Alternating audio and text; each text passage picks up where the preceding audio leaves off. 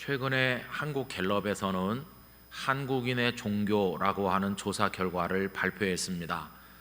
이 시간에 다 말씀드릴 수 없지만 한 두어 가지만 말씀드리면 1984년에 비해서 신앙이 중요한가 하는 데 대한 우리 국민들의 대답이 그때는 68%가 중요하다고 대답한 반면 지금은 38%만이 중요하다고 대답했습니다.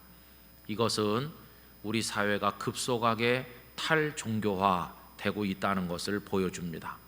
다 다른데 마음을 두느라고 신앙생활 같은 거 필요 없다고들 생각하는 겁니다.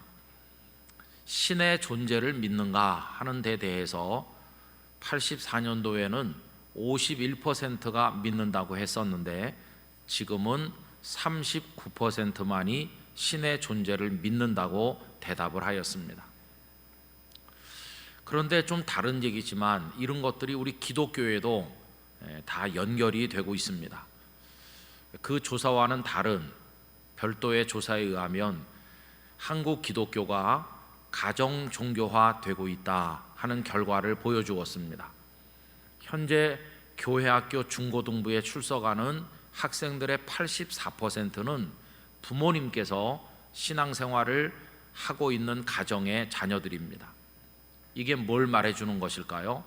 부모님의 신앙이 자녀들에게로 잘 이어지고 있다고 하는 긍정적인 면을 말해주는 것과 동시에 뒤집어 말하면 부모님이 믿지 않는 가정의 학생들이 예수님을 믿는 게 아주 어렵다 하는 걸 보여주기도 합니다.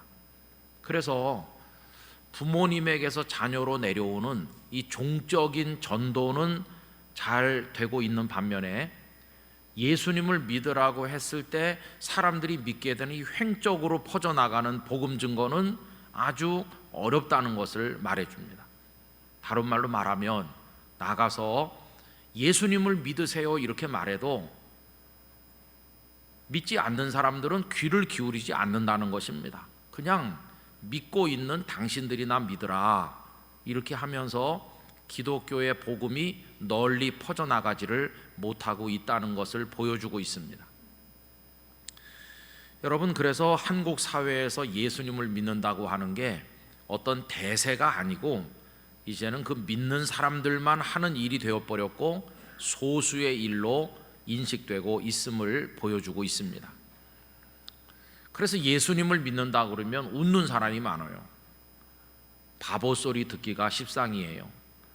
거기다가 코로나까지 와가지고 교회가 무슨 바이러스의 진원지인 것처럼 사람들이 인식을 하게 되면서 회사에서도 교회 간다고 그러면 핀잔 주고 눈총 쏘고 그런다고 그러잖아요. 참 어려운 시대에 예수님을 믿게 된 겁니다. 그래서 예수님 믿는다고 그러면 꼭 바보 취급하거나 좀 모자란 사람 취급하는 세상에 오늘 우리들은 여기 지금 예배당에 와 있잖아요. 또 가정에서도 스크린 앞에 앉아 계시지 않습니까? 사람들이 별로 신앙에 관심도 없고 또 어리석은 사람 취급하는 그런 세상에 살면서 우리는 왜 오늘도 여기 있나? 오늘도 예배하는 자리에 있나? 바꿔 말하면 왜 나는 예수님을 믿는 것일까? 이런 질문을 해봐야 되는 것이죠. 우리 영락교회 성도 여러분, 뭐라고 대답하시겠어요? 왜 이런 세상에 살면서 남들은 다 그런 거 안 하는데 당신은 유독히 그렇게 먼 예배당까지 가서 혹은 가정에서 예수님을 믿으려고 애를 쓰면서 왔다 갔다 하느냐? 이렇게 물으면 우리 성도님들 뭐라고 대답하시겠습니까? 우리 영락교회 성도님들은 영락동산에 가려고요 이렇게 대답하실 분들이 있을는지도 모르겠어요. 근데 많은 분들이 예수님을 믿는 이유를 천국 가고 싶어서라고 대답합니다. 여러분, 천국 가고 싶어서라는 대답이 틀린 겁니까? 맞는 겁니까? 맞는 거죠. 맞는 겁니다. 그런데 조금은 아쉬운 부분이 있어요. 왜 그러냐 하면 여러분, 천국이 당장 내일 갈 게 아니잖아요. 언젠가 가긴 가겠지만은 아직 많이 남아있는 아득히 먼 일이라고 생각되는데, 급한 것도 아닌 것 같은데 그걸 위해 가지고 이렇게 수십 년을 시간과 정성을 쏟는 건 조금 이상하지 않습니까? 여러분, 우리 본성이 어때요? 당장 코앞에 다가온 기말고사 준비도 안 하고 놀고 지냈던 게 우리들인데, 코앞에 있는 것도 다 준비를 안 하면서 수십 년 후에 있을 거를 위해서 지금부터 그렇게 혼신의 힘을 다해 준비하는 게 조금은 이상하지 않으세요? 더군다나 어떤 사람들은 천국이 없다고 말하잖아요. 그러니까 그 사람들이 볼 때는 있는지 없는지도 잘 모르는 불확실한 그 까마득한 미래를 위해서 당장 눈앞에 확실한 시간과 물질과 정성을 쏟는 건 바보 같은 짓이다. 사람들은 그렇게 생각을 하지 않겠습니까? 그래서 천국 가기 위해서 예수 믿는다는 말이 맞긴 맞는데 조금은 막연한 부분이 있어요. 어떤 분들은 뭐라고 얘기하냐면요, 복을 받으려고 믿는다고 말하죠. 여러분, 그게 맞는 대답일까요? 틀린 대답일까요? 틀린 대답이 아닙니다. 왜냐하면 성경에 하나님께서는 복을 주시는 하나님이시니까요. 너무 복 그러면 좀 약간 이상하게 느껴지긴 하지만 분명히 복을 주시는 하나님이시고, 저부터가 복을 많이 받고 싶거든요. 그런데 이것도 조금은 설득력이 떨어져요. 왜 그러냐 하면 우리 주변에 그렇게 열심히 예수님을 믿는 것 같은데 복을 못 받는 사람도 있는 것 같이 보이지 않으세요? 보면은 이렇게 다 잘 되지 않고 어려운 일이 많고, 어떤 사람은 말하기를 교회 다니면서 더 어려워졌다고, 그런 사람도 있는 터이고, 보면은 복을 받기 위해서 교회 다닙니다, 이 말도 조금은 설득력이 부족하다 하는 생각이 들기도 해요. 또 어떤 분은 이러죠. 교회 다니면 좋은 말씀 많이 듣고 교양도 쌓고 착해지고 봉사도 많이 하니까 좋지 않느냐, 이렇게 말씀하는 분도 있죠. 물론 그런 면도 있죠. 그러나 이것도 설득력이 떨어집니다. 제가 한번 여쭤볼게요. 여기 몇십 년 다니신 분들이 많으신데 어떻게 착해지셨어요? 아니면 독해지셨어요? 글쎄요, 교회 다닌 지가 몇십 년 돼서 내가 착해졌나? 잘 모르겠죠, 그죠? 그 다음에 선한 일을 많이 하고 봉사한다. 여러분, 그건 교회 아니더라도 그런 봉사하는 데가 세상에 많아요.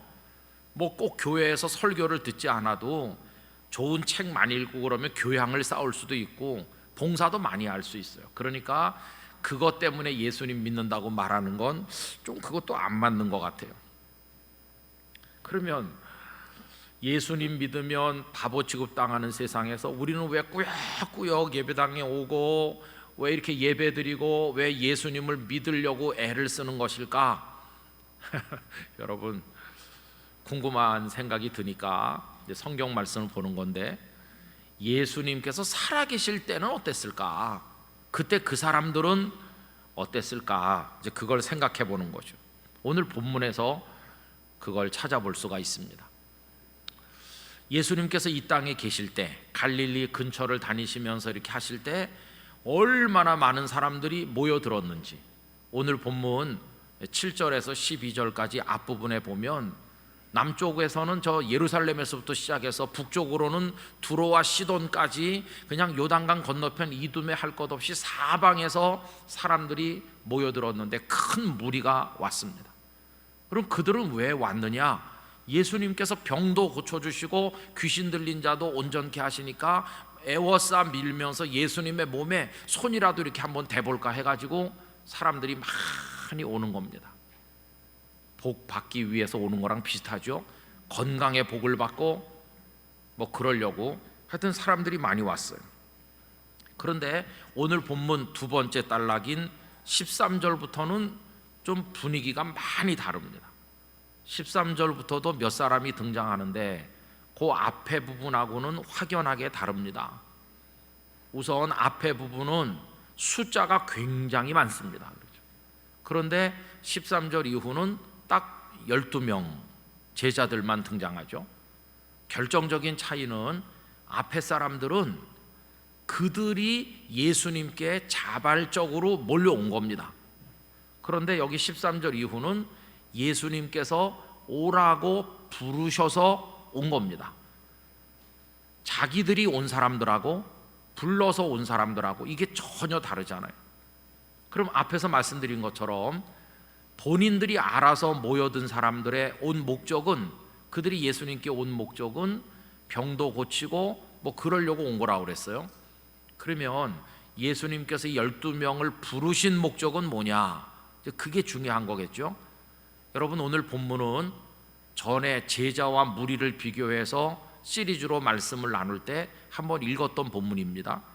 오늘 본문 중에서 13절에서 15절까지 우리 다 같이 소리내서 읽도록 하겠습니다. 또 산에 오르사 자기가 원하는 자들을 부르시니 나아온지라. 이에 12를 세우셨으니 이는 자기와 함께 있게 하시고 또 보내사 전도도 하며 귀신을 내쫓는 권능도 가지게 하려 하심이러라. 아멘. 12명을 부르신 목적이 전도도 하게 하고 귀신을 내쫓는 능력도 가지게 하시려고 부르셨다고 돼 있어요. 그런데 그거보다 더 먼저 언급된 게 있죠. 다시 말해서 전도도 중요하고 귀신을 쫓는 것도 중요하지만 더 중요한 게 그 앞에 한 가지 나오죠. 여러분, 그게 뭡니까? 자기와 함께 있게 하시고. 자기가 예수님 아닙니까? 그러니까 예수님과 함께 있게 하시려고 그 사람들을 부르신 겁니다. 그러면 그 사람들이 예수님의 부름을 받아서 예수님께 갈 때, 다시 말하면 예수님의 사람이 될 때, 예수님을 믿을 때 그들에게 가장 중요한 목적이 뭡니까? 예수님과 함께 있는 거예요. 함께 있는 거. 그게 결정적으로 중요하다는 것을 알게 됐어요. 여러분, 제자의 사명이 뭐냐? 예수님과 함께 있는 겁니다. 예수님을 믿는 목적이 뭐냐? 이렇게 돌려서 물으면 예수님과 함께 있는 것입니다.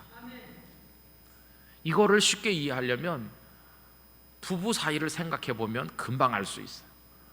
이제 결혼하는 청년들에게 물어봅니다. 이보게, 자네들은 왜 결혼하려고 하는가? 그러면 오래오래 세월이 지난 다음에 같은 무덤에 묻히려고요. 그래서 결혼하신 분 있어요? 없을 거예요. 나는 나랑 같이 묻히고자 하는 사람 한 사람이 필요합니다. 그러면서 같이 묻히기 위해서 결혼하나요? 아니잖아요. 그러면 나는 봉사하기 위해서 결혼하고 싶습니다. 내가 누군가를 위해서 돈도 벌고 밥도 짓고 빨래도 하고 청소도 하고 내가 누군가를 봉사하고 싶은데 그 대상이 되어주실 분, 이래서 결혼하나요? 그것도 아닙니다. 그래서 결혼하는 거 아니에요. 그러면 나는 복을 누리기 위해서 멋진 사람, 능력 있고 재주가 뛰어나고 아주 뭐든지 잘하는 사람의 덕을 좀 보려고, 거기 좀 기대 살려고 그래서 결혼합니다. 그런 사람 좀 많이 있는 것 같아요, 요새요. 그렇지만 그래서 결혼했는데 그 품이 넓고 따뜻했나요? 막 거기 가시가 있고 결혼한 걸 평생 후회하면서 괴로워하는 사람도 얼마나 많아요. 그러니까 그것도 결혼의 목적이라고 말하기에는 뭔가 문제가 있는 거 아닙니까? 그러면 너희들은 왜 결혼하려고 그러냐? 정답이 이거예요. 우리 둘은 너무 사랑하기 때문에 함께 있으려고요. 여러분, 그게 정답입니다. 정답. 함께 있으려고 결혼하는 겁니다. 오늘 집에 가셔서 그녀이든지 그에게 물어보세요. 왜 나랑 결혼한 거야? 당신이 밥 잘하니까. 그럼 꼬집어줘야 돼요. 밥 잘하기 때문에 결혼했으면 저 식당 아주머니가 훨씬 잘한다. 결혼의 목적이 뭐냐 하면 사랑해서 함께 있으려고 하는 겁니다. 함께 밥 먹고 함께 미래를 같이 나누고 함께 기도하고 함께 모든 걸 하는 게, 그게 결혼의 목적이지 나머지는 아닙니다. 며칠 전에 생로병사의 비밀이라는 텔레비전 프로그램을 봤는데요, 아내가 젊어요. 그런데 뇌출혈로 인해서 이게 쓰러졌다 일어나서 걷는 게 좀 불편하고 이 손이 이게 안 되더라고요, 잘. 그래서 오른손은 되는데 이 손을 막 이렇게 펴지지도 않고. 근데 그 남편이 같이 왔는데 너무너무 안타까워하는 거예요. 내가 너무 무심하고 챙겨주질 못해갖고 별거 아니라고 늘 넘기다가 이렇게 됐다고 그러면서 자책하시더라고요. 근데 이제 의사 선생님을 만나고 이제 약을 처방을 받았겠죠. 그리고는 이제 돌아가는데 그 걸음이 불편한 아내를 남편이 이렇게 팔짱을 끼고 부축을 해서 걸어가는 뒷모습을 보여주는데 가슴이 짠한 거예요. 저 두 사람이 서로 다른 환경에 태어나 각자 꿈을 가지고 성장을 해서 이렇게 만나가지고 가정을 이루었는데 한 사람이 지금 약해진 거 아닙니까? 근데 부축해서 같이 가잖아요. 함께 하잖아요. 바로 저거야. 저게 숭고한 아름다움이 아닌가, 감동이 느껴지는 거예요. 그리고 그게 부부가 된 것의 생명 아닙니까? 나머지는요 다 그 다음에 그냥 저절로 따라 나오는 겁니다. 이래서 이 두 분이 집에 갔을 때 아내가 불편하니까 남편이 청소도 해주고 빨래도 도와주고 이 봉사는 저절로 따라오는 거죠. 또 아내가 건강하지 못하니까 남편이 돈도 벌어오고 이렇게 하면 그게 그 넓은 남편의 품이 아내에겐 복이 되는 것이고, 그렇게 살다 보니까 세월이 많이 지난 다음에 한 사람 한 사람 세상 떠나면 같은 무덤에도 들어가는 것이지, 그건 그냥 따라오는 결과일 뿐이지 그거를 위해서 결혼하는 건 아니잖아요. 같은 무덤에 묻히려고 결혼하거나 봉사하려고 결혼하거나 그런 건 아니라 그 말입니다. 핵심은 함께 하는 겁니다. 여러분, 그 반대를 생각해 보세요. 결혼했는데 별로 사랑하지도 않아요. 그런데 남편이 아주 능력이 많아가지고 의무감에서 생활비도 많이 주고 일하는 사람도 보내서 편히 살게 해주고 선물도 많이 보내주고, 그러다가 나중에 한 명씩 죽어서 다 같은 무덤에 들어갔다 칩시다. 그런데 살아생전에 사랑하지도 않았고 남편은 바깥으로만 돌고 집에도 안 왔다고 해봅시다. 그러면 그 아내가 행복한 아내였을까요? 아니죠. 그러니까 다른 게 다 갖춰져 있어도 함께 하지 않았다고 한다면 그 아내나 남편은 불행한 거죠. 그런데 여러분, 안타까운 건 뭐냐 하면 예수님을 믿는다고 하면서 예배당을 수십 년 다니는 이들 중에도 이 실패한 부부처럼 사는 이들이 있더라는 것이에요. 다른 말로 바꿔 말하면 예배당에 열심히 오죠, 봉사도 많이 하죠, 헌신하죠, 다 하는데 주님과 함께 하는 삶이 너무도 취약해서 그냥 주님을 몇 달에 한 번 만나는 그런 식으로 살아가는 이들이 있다면 이게 얼마나 억울한가 하는 것이에요. 예수님 믿는다고 바보 취급 당하면서까지도 믿고 있는데, 시간과 정성을 쏟아가면서 믿고 있는데 정작 주님과는 함께하지 못하고 있다면 이 우리 신앙생활이 얼마나 이게 잘못된 것입니다. 그래서 이 문제에 대해서 우리가 다시 생각을 해봐야만 된다는 것이에요. 결혼하긴 했는데 같이 살지 못하는 부부처럼 주님을 믿어서는 안 돼요. 저는 우리 영락교회 성도들이 모든 순간 모든 상황에 예수님과 함께 하시기를 바랍니다. 그게 너무너무 중요합니다. 그 이후로 제자들은 주님과 함께 자고 함께 먹고 함께 다니고 다 함께 했잖아요. 여러분, 주님과 함께하는 삶이 우리 성도들 안에 풍성해지시기를 진심으로 기원하는 것입니다.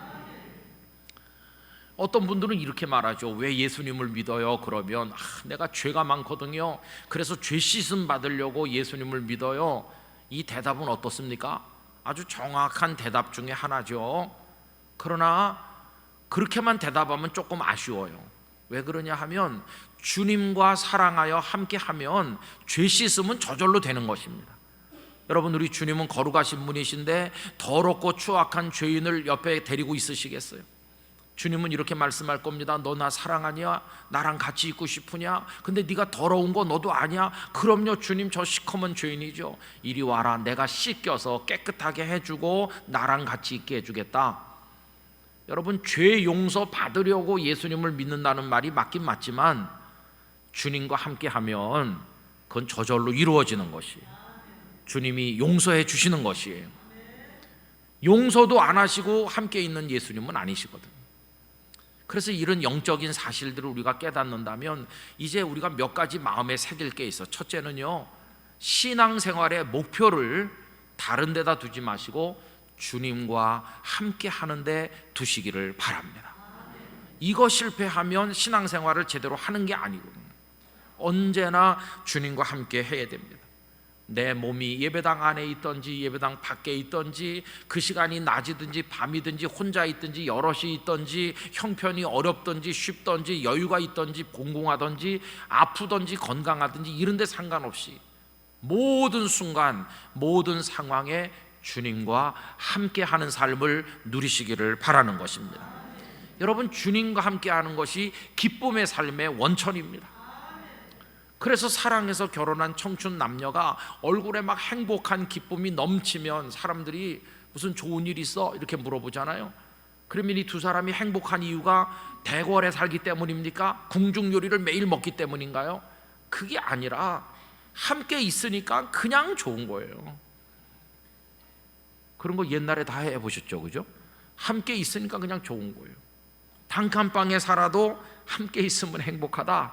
여러분, 이걸 예수님과 사이에서 경험하시기를 바랍니다. 주님과 함께라면 어떤 상황 속에서도 기쁘고 모든 상황 속에서 감사하고 속에서 힘이 솟아서 주님이 우리에게 힘의 원천이 되시고 어떤 상황도 이겨나갈 수 있게 되고, 주님과 함께, 여러분 그런 삶의 목적을 두시기를 바랍니다. 주님과 함께하면 행복한 성도가 돼야 되고요, 찬송을 부르며 기뻐하며 어떤 상황에서도 승리할 수 있는 사람이 될 줄로 믿습니다. 그래서 이제는 왜 그렇게 어려운데 예수님을 믿어요? 그러면 당신은 모를 거예요. 주님과 내가 신혼이거든요. 주님과 내가 함께 하거든요. 그렇게 대답하실 수 있어야 되는 거예요. 두 번째로 우리의 마음에 생각할 것은, 이제 주님을 그렇게 사랑해서 함께 하는 게 내 신앙생의 목적이라면 주님과 나를 갈라놓는 게 들어오지 못하도록 막아야 되고 주님을 끝까지 신뢰하고 사랑해야 된다는 것입니다. 이 제자들이 주님과 함께 다니다가 나중에 어떻게 됐습니까? 겟세마네 동산에서 도망갔어요. 예수님을 모른다고 말했습니다. 그 사이에 사탄이 역사했고 두려움이 엄습하면서 주님과 그들이 쫙 나뉘어지는 순간 더 이상 함께 할 수 없게 된 것입니다. 우리도 똑같아요. 사탄은 예수님과 우리 사이에 틈을 벌리려고 기회가 있으면 반드시 그 속에 역사합니다. 우리가 주님에게서 눈길을 돌려 다른 것을 보는 순간 사탄은 그 틈에 역사하는 것입니다. 그래서 주님이 멀어지는 것이죠. 주님과 함께 하는데 실패하게 되는 것이죠. 여러분, 그 어떤 것도 주님과 우리 사이에 비집고 들어오지 못하도록 틈을 보이지 않아야 되는 것이고요, 그러려면 늘 눈길을 우리 주님께 고정하고 살아야만 될 것입니다. 주님을 끝까지 신뢰해야 됩니다. 끝까지 믿어야 됩니다. 부부가 살다가 남편이, 아내가 혹시 무슨 문제가 생기면 색안경 끼고 보기 시작하면 벌써 틈이 벌어지잖아요. 누가 뭐래도 내 남편 나는 믿어요, 내 아내를 나는 끝까지 믿어요, 이렇게 신뢰하고 사랑할 때 틈이 벌어지지 않는 거죠. 여러분, 그 어떤 사탄의 유혹에도 넘어가지 말고 예수님을 끝까지 신뢰하고 끝까지 사랑하시기를 부탁드립니다. 세 번째는요, 주님과 함께하는 삶에 성공하려면 반드시 성령님으로 충만해야 됩니다. 예수님께서 하늘로 올려져 가시니까 제자들하고 떨어지잖아요. 이제는 함께 할 수 없게 돼서 제자들이 큰 근심에 빠졌는데 주님께서는 걱정 말라고 하면서 그래도 함께 하는 방법을 새로 주셨죠. 그것이 성령님께서 임하여 오시는 것이에요. 예수님은 눈으로 보였다면 성령님은 눈으로 안 보일 뿐이지 똑같은 주님이시거든요. 그래서 오순절에 성령님께서 오시자 그들이 성령님으로 충만케 되자 주님과 낮이나 밤이나 함께하는, 그래서 이 마태복음 28장 20절 끝에 볼지어다 내가 세상 끝날까지 너희와 항상 함께 있으리라, 이 말씀이 이루어지게 된 것입니다. 그래서 여러분, 성령님으로 충만한 삶을 사모하시기 바랍니다. 기도하시기 바랍니다. 어떤 분들은요, 아이 그거는 무슨 뭐 환상 보고 방언하고 뭐 이상하게 뜨겁게 뭐 그런 사람들이나 하는 거 아닌가? 아니요. 성령님으로 충만하다는 것은 언제나 모든 순간에 우리 주님과 함께 있기를 원하는 모든 이에게 필요한 것입니다. 그게 성령님으로 충만한 것입니다. 여러분, 오늘 이 주님과 함께하는 삶에 대해서 말씀드리는 것은요, 다른 게 아닙니다. 코로나19가 다시 창궐해서 내일부터 새벽제단도 문을 닫고 금요기도에도 다시 못 모이고 정규 예배 여러분이 오실 수가 없고 텅 빈 예배당에서 혼자 설교해야 되고 이런 상황이 온다 그러니까 너무나 그냥 억장이 무너지는 거예요. 하나님 이게 왜 이래요? 이렇게 이제 원망을 하니까 하나님께서 저에게 괜찮다, 괜찮은 거야, 어떻게 해요? 영락교회 성도들 어디 있던지 내가 함께 있을 거니까 괜찮다. 그래서 오늘 이 말씀을 드리는 겁니다. 여러분, 몸으로 예배당에 못 오셔도 가정에 계시든지 어디 계시든지 자기와 함께 있게 하시려고 우리를 부르신 주님을 바라보시기 바랍니다. 주님과 함께 있으면 괜찮을 줄로 믿습니다. 이 기간 동안에 주님과 신혼여행을 떠나시면 되는 거예요. 주님과 데이트를 즐기시기 바랍니다. 2주 후든지 3주 후든지 언제든지 다시 만나시걸랑 얼굴에 기쁨이 막 넘쳐서 만나시게 되기를 바라는 것입니다. 무슨 좋은 일 있어요? 신혼여행 갔다 왔어요. 다윗처럼 아침에 눈 뜰 때도 주님으로 만족하고 밤에 주님을 통해 교훈을 받고 주님이 항상 내 오른편에 계시니 내가 요동치 않겠다고 주님과 함께하고. 여러분, 이 시간 이 강단에 우리 주님이 같이 하시고 여러분 속에 함께 계시는 줄로 믿습니다. 주님이 함께 계시다면 어떤 코로나의 공격에도 우리 믿음이 흐트러지는 게 아니라 더 강화될 줄로 믿습니다. 더 건강해질 줄로 믿습니다.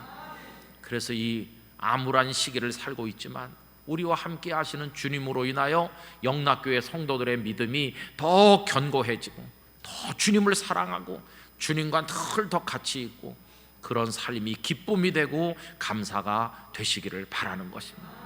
이제 소원하시기 바랍니다. 주님, 저 그동안 너무 바쁘게 뛰어다니고 뭐 봉사한 또 무슨 일한다 이러면서 주님께 집중하지 못했는데 이제는 늘 주님 생각하겠습니다. 주님 제게 함께 하시는 줄로 믿습니다.